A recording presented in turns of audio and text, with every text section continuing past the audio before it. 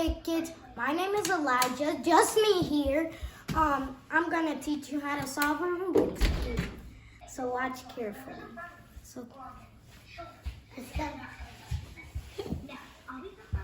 So get it on the white. I'm gonna actually teach you two moves.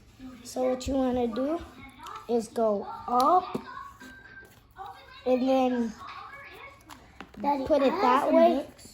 And then go down, and then put it the other way. And then keep doing that. Put it that way, put it down, then put it this way. Okay, same thing. Up. Do that 6 times, okay? And then the cube is solved. So, hope you guys know that one. Yes!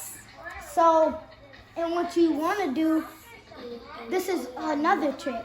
So you want to go middle,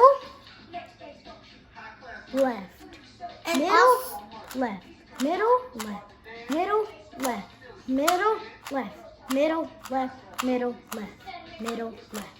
So that's how you solve a Rubik's Cube. Bye, guys.